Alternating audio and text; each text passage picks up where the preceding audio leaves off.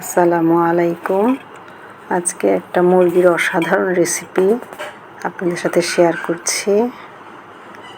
এখানে পেঁয়াজ, কাঁচামরিচ এবং রসুন নিয়ে কিছু থেতো করে নেব।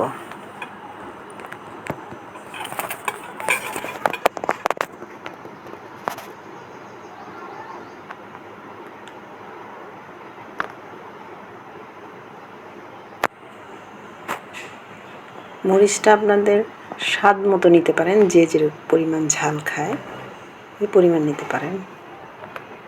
আমি একটু ঝালই পছন্দ করি, তাই আমি একটু বেশি কাঁচামরিচ নিয়েছি।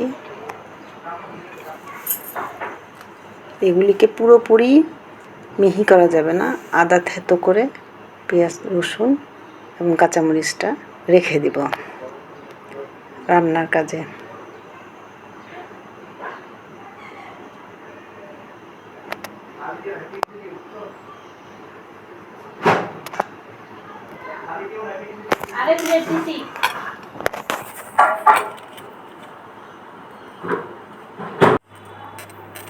চুলায় একটি প্যান বসিয়েছি।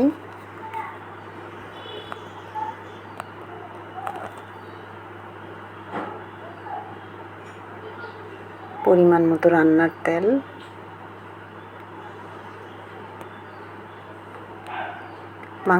মুরগির মাংসগুলি ধুয়ে তেলের উপর ছেড়ে দিব।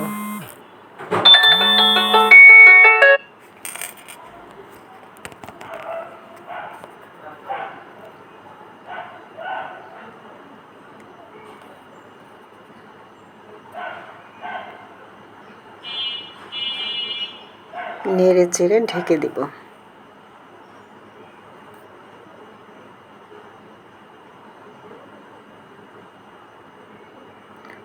5 মিনিটের মতো রান্না করার পরে ঢাকনা উঠে আবার একটু নেড়ে চেড়ে এর উপর মশলা ছাড়ব। থেতো করে রাখা রসুন, পেঁয়াজ এবং কাঁচামরিচগুলো এখন দিয়ে দেব।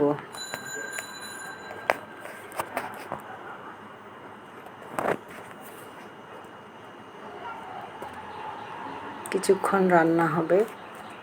একটা দিচ্ছে আদার গুঁড়া। আদা আমি এক সময় শুকিয়ে ছিলে কুচি করে শুকিয়ে ওটাকে ব্লেন্ডার করে গুঁড়ো করে নিয়েছিলাম।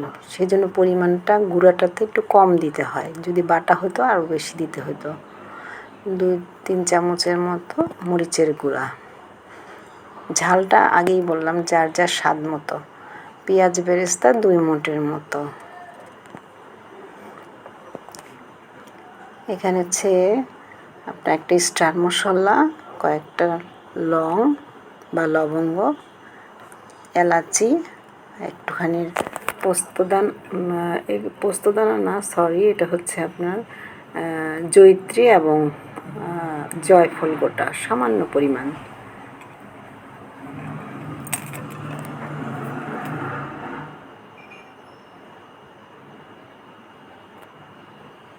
এগুলি দিয়ে নেড়ে চেড়ে কিছুক্ষণ স্বাদ মতো, যার যার স্বাদ মতো একটু লবণটা দিব।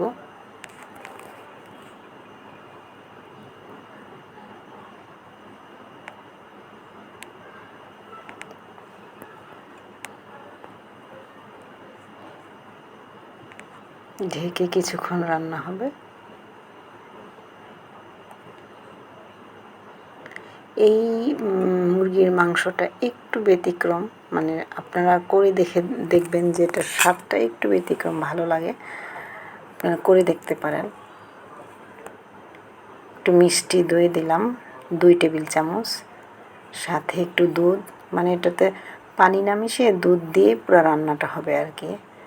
মুরগিটা সিদ্ধ হবে দুধ দিয়ে।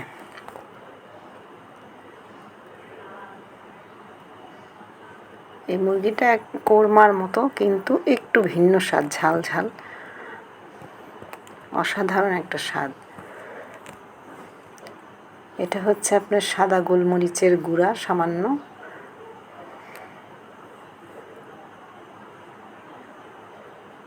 বাদাম বাটাটা এখানে বলে রাখি, চীনা বাদাম বাটা, কাজু বাদাম বাটা এবং আপনার এই কাঠবাদাম, 3 প্রকারের বাদামই আমি এখানে দিয়েছি। বাদাম বাটাটা তরকারির জন্য একটা অসাধারণ স্বাদ বাড়িয়ে দেয়। এটা ঝোলটাকে ঘন করে এবং স্বাদটাও বাড়িয়ে দেয়।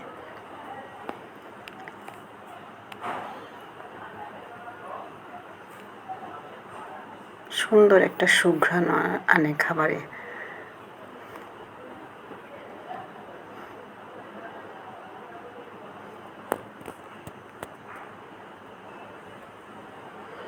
দারচিনি, তেজপাতা আর হচ্ছে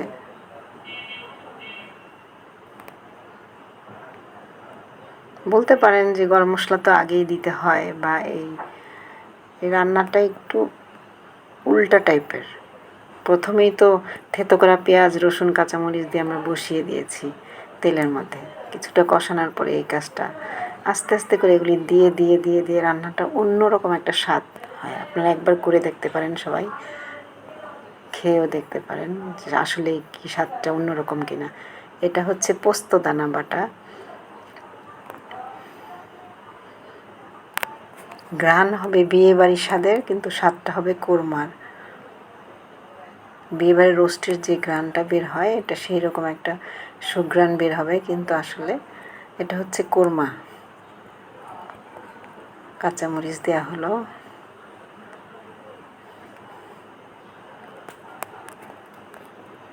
একটু সামান্য চিনি। এটা আপনারা স্কিপ করতে পারেন যার যার ইচ্ছে, কিন্তু এই যে ঝাল মরিচ, গুঁড়া মরিচ, এরকম দুধ, দই সব দেওয়ার পরে সামান্য চিনিটা দিলে একটু টেস্টি হয় খেতে। Thanks for watching.